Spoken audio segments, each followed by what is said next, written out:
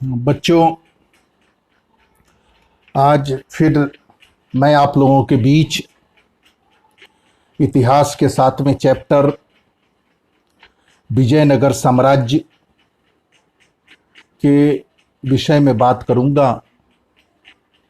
इस पे ऑनलाइन क्लासें भी चल रही हैं और आपको पता होगा कि इस चैप्टर के विभिन्न विषय बिंदु पर बातें चल रही हैं। इसलिए मैंने पहले ही बताया था कि मैं भी आप लोगों से इसी विषय के किसी उप विषय पे बात करूंगा। इस चैप्टर से आप लोगों का परिचय हो चुका है। कई क्लासेस ऑनलाइन भी चल चुकी हैं और पीछे भी मैंने क्लास लिया था। तो विजयनगर साम्राज्य के कई पहलुओं पे बात हुई है। इतिहास में या किसी भी विषय में जो टॉपिक है, टॉपिक को समझना बहुत ज़रूरी है।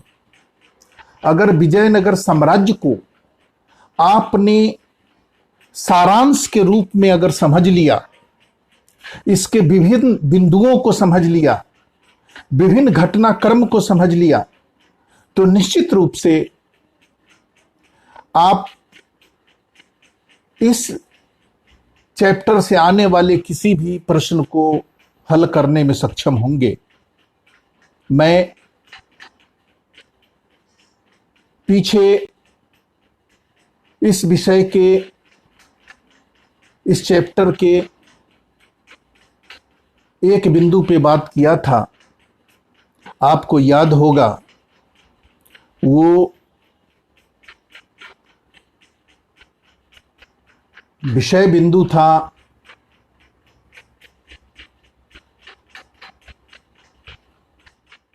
अब्दुल रज्जाक का विजयनगर साम्राज्य के बारे में उल्लेख, और एक क्लास और मैंने लिया था जिसमें मैंने अन्य बिंदु पे बात किया था। मैं आपको एक बार विजयनगर के भौगोलिक स्थिति को समझाना चाहता हूं। ये मैप में भी सवाल आता है। पहले भी मैंने एक चैप्टर में बात किया था, एक क्लास में बात किया था, लेकिन इस मैप में अगर आप देखेंगे तो ये जो भाग दिख रहा है आपको, ये बड़े में ये जो भाग दिख रहा है, ये विजयनगर साम्राज्य का दक्षिण भारत का क्षेत्र था, जिसको विजयनगर साम्राज्य के नाम से जाना जाता है। अगर मैप में अगर आपसे पूछा जाए और ये बात आपके दिमाग में है, तो आप निश्चित रूप से मैप में दक्षिण भारत में जो आज का कर्नाटक है, तमिलनाडु है, आंध्र प्रदेश है, केरल है, इसको आप, तेलंगाना है, आप मैप में समझा सकते हैं। अगर दिमाग में ये बातें हैं कि 13वीं सदी में के बाद जो 14वीं सदी में जो विजयनगर साम्राज्य की स्थापना हुई, जिसके संस्थापक दो भाई थे, मैंने चर्चा किया था, आपको याद होगा। याद नहीं है तो एक बार मैं फिर दोहराना चाहूंगा कि अगर ये आपके दिमाग में है, ये चीजें समझ में आ रहा है, तो मैप में कहीं से सवाल आने पे आप इन चीजों को समझ सकते हैं। अब मैं जो दो भाई इसके संस्थापक थे उनको मैं दिखाना चाहता हूं। इनका नाम था हरिहर एंड बुक्का। अब ये दो भाई, जिनका नाम था हरिहर एंड बुक्का, 14वीं शताब्दी में विजयनगर साम्राज्य की स्थापना की थी। जिसकी स्थापना 1336 ईस्वी में हुई थी, जो संगम वंश के पहले शासक थे, इन्हीं का चित्र ये हरिहर एंड बुक्का दो भाई हैं। अब विजयनगर साम्राज्य में संस्थापक दो भाइयों को अगर आपने जान लिया, और इसके महत्वपूर्ण शासक जिसके बारे में मैंने पिछली क्लास में चर्चा किया था, कृष्णदेव राय, इनका पोर्ट्रेट आज भी चित्र बना हुआ है और इनको इस तरह से देख सकते हैं, ये कृष्णदेव राय। तो विजयनगर साम्राज्य के बारे में जब बात हो तो कब से कब तक ये शासन रहा, कौन इसके संस्थापक थे और कृष्णदेव राय का विजयनगर साम्राज्य में क्या योगदान है, तो ये बातें अगर आपको समझ में आ रही हैं तो विजयनगर साम्राज्य के विभिन्न घटनाक्रम को आप समझ सकते हैं। आज मैं आप लोगों से दो बिंदुओं पर बात करूंगा। विजयनगर साम्राज्य का जल प्रबंधन, वहां की जो सिंचाई व्यवस्था थी वो बड़ी उत्कृष्ट थी, बड़ी नियोजित थी, बड़े ढंग से प्लान किया गया था, और जो कृषि क्षेत्र था उसकी घेराबंदी की गई थी। कृषि क्षेत्र की घेराबंदी की गई थी ताकि सही ढंग से, नियोजित ढंग से, प्लान वे में वहां पर सिंचाई का काम हो सके, प्लान वे में वहां नहरों से जल पहुंचाया जा सके, कुएं की व्यवस्था थी, जलाशय थे, ये जो स्रोत थे वो कृषि क्षेत्र में उपलब्ध कराया गया था। और मैंने पहले भी बताया था कि तुंगभद्रा नदी और कृष्णा नदी के मध्य में विजयनगर साम्राज्य था, तो तुंगभद्रा नदी से नहरों के माध्यम से जल वहां तक पहुंचाया जाता था। अब मैं आपको एक चित्र में दिखाऊंगा कि किस तरह से ये आप ये देखिए, जल संपदा, ये जो आप देख रहे हैं ये तुंगभद्रा नदी से नालियों के माध्यम से, आज की तरह प्लास्टिक का युग नहीं था, आज की तरह वैज्ञानिक युग नहीं था, तो आप देखेंगे नालियां बनाकर विजयनगर साम्राज्य में जो कृषि क्षेत्र था, जो शहरी क्षेत्र था, वहां पर नालियों के माध्यम से पानी पहुंचाया गया था।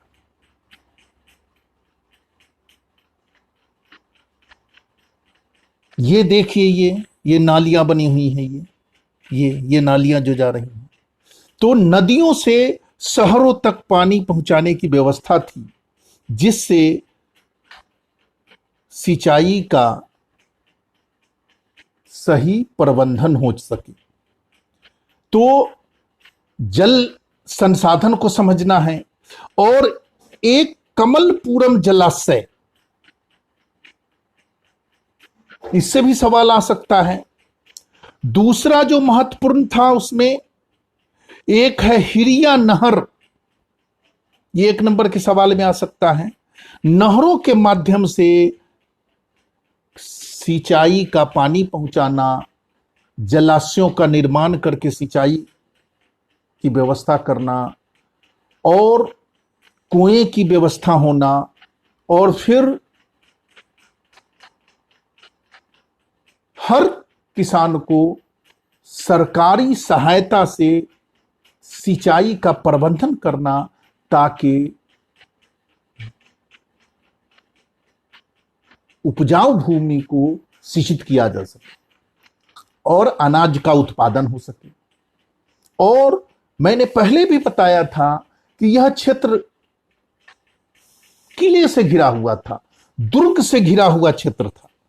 कहने का अर्थ यह है कि जो कृषि क्षेत्र था, इसकी भी घेराबंदी की गई थी, यहां भी बाहर के लोग नहीं आ सकते थे, और विषम परिस्थितियों में जब बाहर से आक्रमण होता था तो यहां खाद्यान्न की, अनाज की कमी नहीं हो, लोगों को भोजन की कमी नहीं हो और राज्य में भोजन की सप्लाई बनी रहे, सेना हो, आम जनता हो, किसी को भी भोजन की कमी नहीं हो, इसके लिए सिंचाई पर, कृषि पर विशेष बल दिया गया था। और जो कृषि क्षेत्र था वो पूरी तरह से घिरा हुआ था किले से।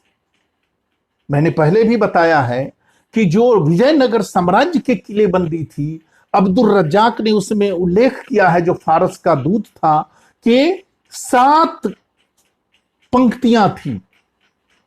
कुछ पंक्तियां राजाओं का महल घिरा हुआ था, कुछ राजकीय क्षेत्र घिरे हुए थे, कुछ व्यवसायिक क्षेत्र घिरे हुए थे और वो घेराबंदी कृषि क्षेत्र की थी।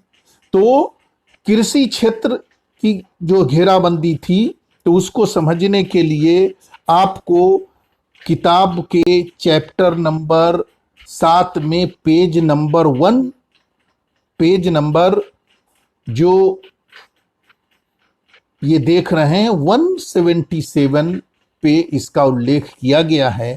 आप इसको देख सकते हैं और आप समझ सकते हैं कि उस समय का जल प्रबंधन किस प्रकार था। फिर एक बार इसको समझना है, मैं फिर दोहराना चाहता हूं कि जल प्रबंधन के बारे में, कि उस समय जो जल प्रबंधन था वो तुंगभद्रा नदी से, नहरों के माध्यम से, जो पहाड़ियों के बीच में घिरा हुआ था, ग्रेनाइट की पहाड़ियां थी, वहां से धाराओं के माध्यम से, नहरों के माध्यम से कृषि क्षेत्र में, शहरी क्षेत्र में और आवासीय क्षेत्र में पानी पहुंचाया जाता था तुंगभद्रा नदी से। दूसरा महत्वपूर्ण था बांध बनाकर नदियों से, बांध के माध्यम से पानी को रोककर कृषि क्षेत्र में और शहरी क्षेत्र में, राजकीय क्षेत्र में पहुंचाता था। तीसरा जो महत्वपूर्ण है, कमलापुरम जलाशय, यहां पर पानी को रोककर, पानी का संचय करके, बरसाती पानी को इकट्ठा करके ये फिर सिंचाई के काम में आना या राजकीय क्षेत्र में इसका इस्तेमाल किया जाता था। और चौथा महत्वपूर्ण जो कृषि के लिए क्षेत्र था वो था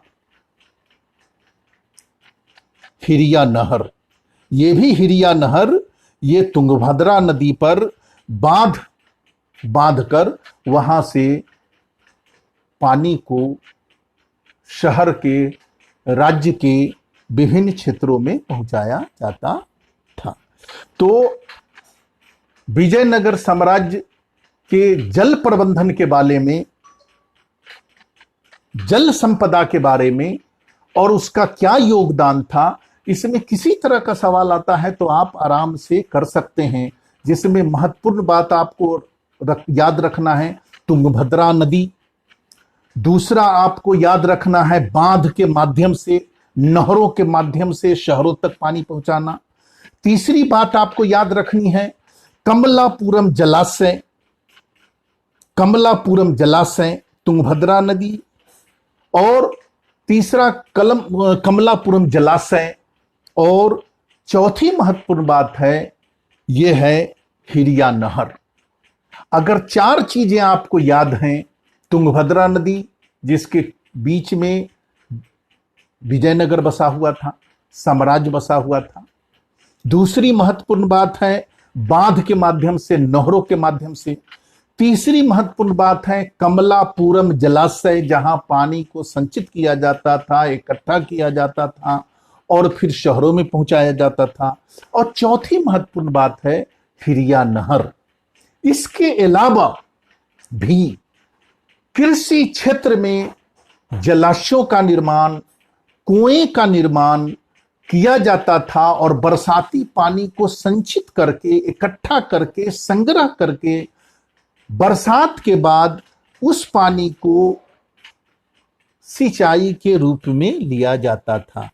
तो ये जो जल प्रबंधन था विजयनगर साम्राज्य का, उस समय में बहुत महत्वपूर्ण था, कृषि के लिए बहुत उपयोगी था, राज्य की अर्थव्यवस्था के लिए बहुत महत्वपूर्ण था और किसी भी विषम परिस्थिति में कृषि कार्य अवरुद्ध नहीं हो, खेती का काम बाधित नहीं हो, किसानों को कोई परेशानी नहीं हो, अगर बाहरी आक्रमण हो तो ये कृषि क्षेत्र किस तरह से सुरक्षित रखा जाए, इसकी सारी व्यवस्था की गई थी। तो इन चीजों को अगर आप समझ लेते हैं तो मेरे ख्याल से विजयनगर साम्राज्य में जल प्रबंधन समझने में कोई दिक्कत नहीं होगी। मुझे जहां तक यह है कि ये बातें आपको समझ में आई होंगी। चैप्टर नंबर ही मैंने बताया कि 177 पेज नंबर में चैप्टर के इसका उल्लेख किया गया है। वहां भी आप पढ़ के नोट बना सकते हैं, याद कर सकते हैं और अभ्यास कर सकते हैं। तो विजयनगर साम्राज्य में जल प्रबंधन, जल संपदा, कमलापुरम जलाशय, हिरिया नहर और तुंगभद्रा नदी का विजयनगर साम्राज्य में क्या योगदान है, ये बातें स्पष्ट होनी चाहिए। इससे आपका 3 नंबर का भी सवाल आ सकता है और लॉन्ग टाइप भी सवाल आ सकता है और 1 नंबर का भी सवाल आ सकता है, जिसको आप आराम से कर सकते हैं। अब हम इस चैप्टर के दूसरे बिंदु की पे बात करेंगे, जो महत्वपूर्ण बिंदु है। हम बात करेंगे आप लोगों से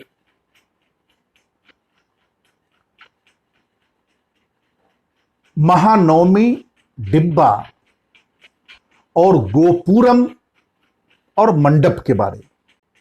अब मैं आपको ले चलूं ये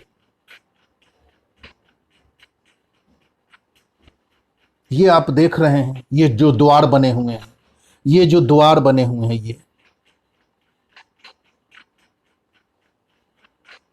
ये जो द्वार बने हुए हैं, ये इसको छोटे में देखिए, यहां देखिए, यहां देखिए, ये सारे उस समय के स्थापत्य के बेहतर नमूने थे।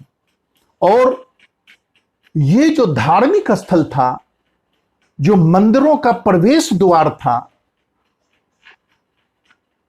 मंदिरों का जो गलियारा था, उसी को गोपुरम कहा जाता था। मंडपों का निर्माण होता था, जहां पे मूर्तियां स्थापित होती थी, पूजा और आराधना होती थी।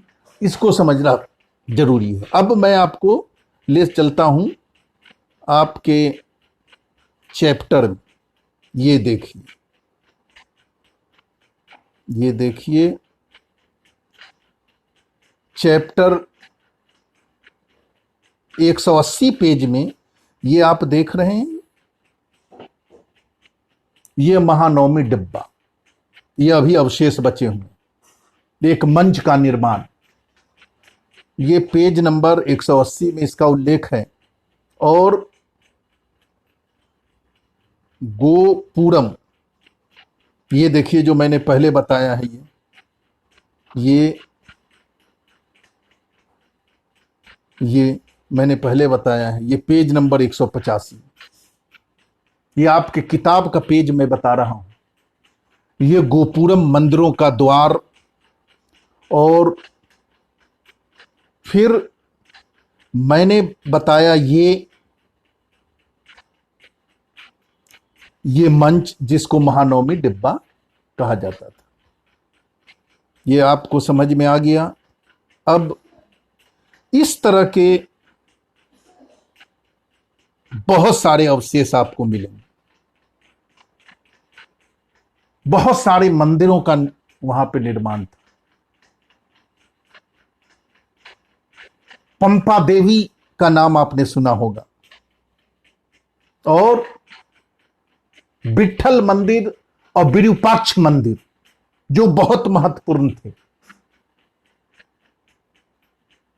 उसके बारे में इस चैप्टर में दे रखा है। लेकिन आज ये देखिए, ये उस समय के अवशेष हैं जो आज भी उसकी भव्यता, इंडो इस्लामिक स्थापत्य का बेहतरीन नमूना आपको मिलेगा। इसको देखने के बाद उस विजयनगर साम्राज्य के भव्यता के बारे में, उसके स्थापत्य के उत्कृष्टता उत्तमता के बारे में आप समझ सकते हैं। और ये चीजें आपके दिमाग में अगर हैं तो आप इस चैप्टर को बहुत भांति, ये हाथियों का अस्तबल, ये बहुत महत्वपूर्ण है। जो राजा अपने हाथियों को रखते थे, ये देखिए लाइन से बना हुआ ये हाथियों का ये अस्तबल है। ये जो आप देख रहे हैं ये लाइन से बना हुआ है। ये यहां दिखाया है, यहां दिखाया है, ये देखिए, ये देखिए। तो इसके भव्यता, इसके स्थापत्य पे जब आप ध्यान देंगे तो बहुत कुछ चीजें आपको सीखने को मिलेंगी। लेकिन आज हम बात करेंगे आपसे महानवमी डिब्बा के बारे में। महानवमी डिब्बा जो नाम से बहुत स्पष्ट है,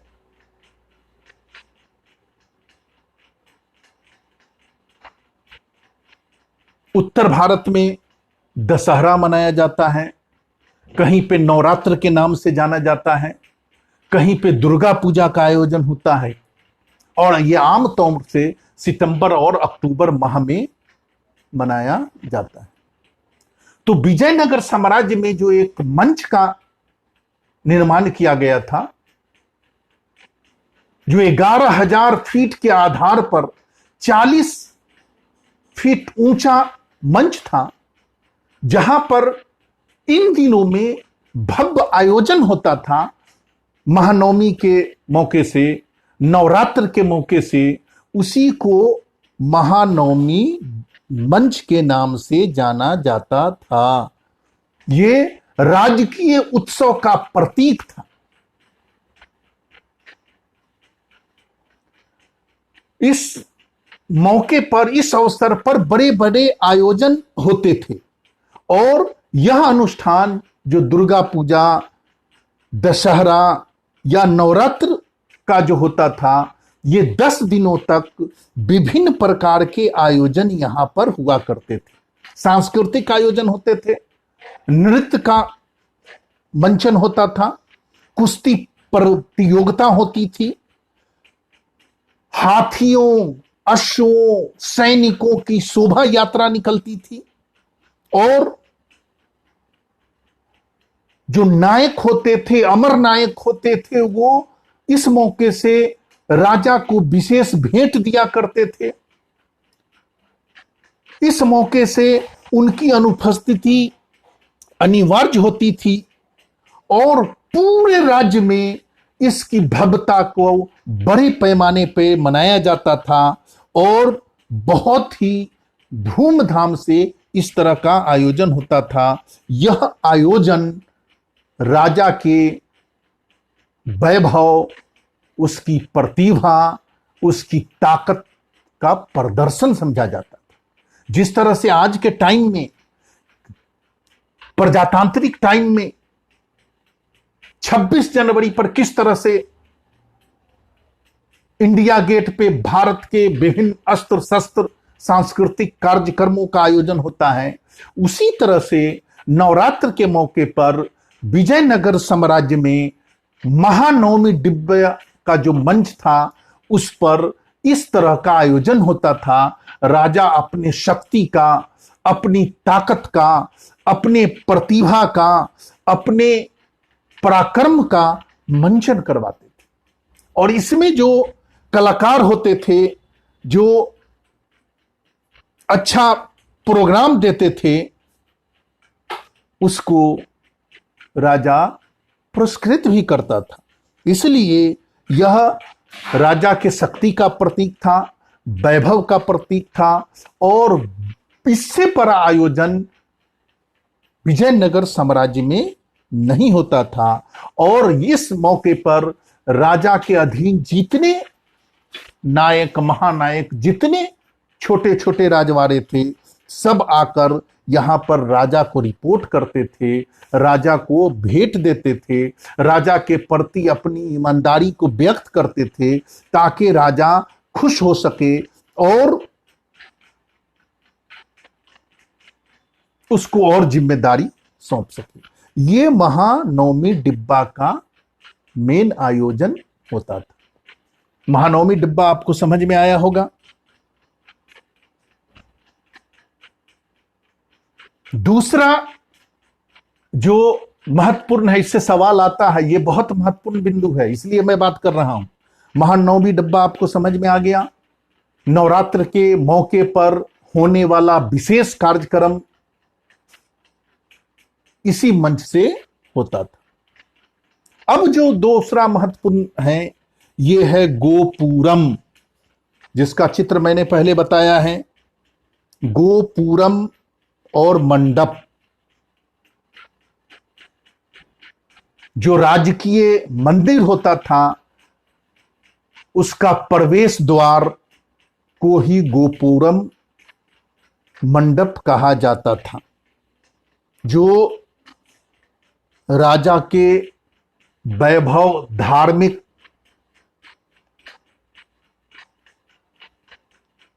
वैभव का द्योतक होता था। मैंने चित्र में बताया आपको। विशाल प्रवेश द्वार, फिर एक बार मैं आपको लेकर चलता हूं ये दिखाने के लिए कि ये क्या होता था। ये मंडप, ये प्रवेश द्वार बने होते थे। ये आप देख रहे हैं, ये इसकी विशालता राजा के वैभव को दर्शाता था। इसमें स्थापत्य कला की उत्कृष्टता नजर आती थी और ये विशाल निर्माण होता था, जो बहुत धार्मिक होता था, बहुत सुंदर होता था। इसकी राजकीय सुंदरता, सौंदर्य का द्योतक था और राजकीय निर्माण होता था। ऊंची मीनारों द्वारा निर्मित होता था और मंदिरों के मंडप के चारों ओर विशेष गलियारा होता था और वहां पर देवी देवताओं की मूर्तियां स्थापित होती थी, जहां पर देवी देवताओं की पूजा किया जाता था। उत्सव मनाने के लिए इस मंदिर में एक बड़ा सा सभागार होता था, बड़ा सा सभागार होता था और देवी देवताओं के विभिन्न उत्सवों को यहां मनाया जाता था। जैसे देवी देवताओं का विवाह का उत्सव या जन्म का उत्सव, उसके झूले झुलाने की व्यवस्था होती थी। राजकीय जितने उत्सव होते थे, इन मंडपों में, इन गोपुरों में, इन विशाल मंदिरों में मनाया जाता था और इसके चारों तरफ व्यावसायिक केंद्र होते थे। लोगों, जब भीड़ होता था, आयोजन होता था, राज्य से लोग आते थे, भीड़ होती थी, तो व्यावसायिक गतिविधियां भी होती थी। आवश्यकता की विभिन्न चीजें मिला करती थी, बड़े आयोजन हुआ करते थे और इसकी भव्यता बहुत ही उत्कृष्ट होती थी, जिसे गोपुरम कहा जाता है, जिसका मैंने चैप्टर नंबर में आपको बताया है कि चैप्टर नंबर 7 के 185 नंबर पेज पर आप इसको देख सकते हैं। 185 नंबर पेज, और यहां ये उल्लेख दे रखा है जो मैं बातें बता रहा हूं। तो आज मैंने बताया आपको विजयनगर साम्राज्य के जल संसाधन के विषय में। आज मैंने बताया दूसरा महत्वपूर्ण राम नवमी डिब्बा के बारे में, महानवमी डिब्बा के बारे में। और तीसरा महत्वपूर्ण बात मैंने बताया, ये था गोपुरम और मंडप के बारे में। मैं आप लोगों से इन्हीं विशेष बिंदुओं पे चर्चा करता हूं जो इस चैप्टर में महत्वपूर्ण हैं।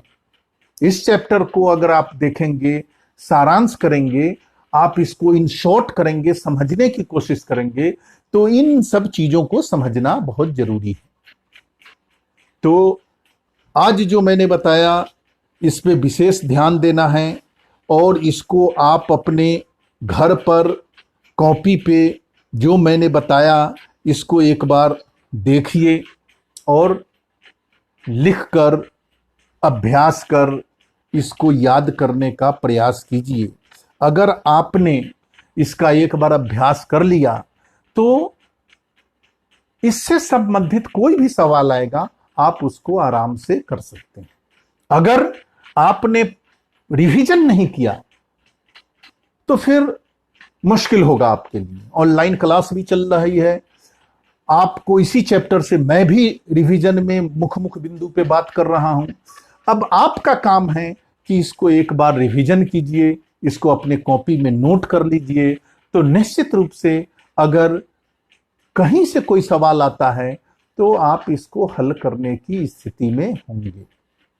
अगर आपने अभ्यास कर लिया तो यह चैप्टर के इस बिंदु में कोई कठिनाई नहीं होगी। तो आज मैं ज़्यादा बात नहीं करते हुए इन्हीं बातों के साथ आज के क्लास को एंड करना चाहता हूं।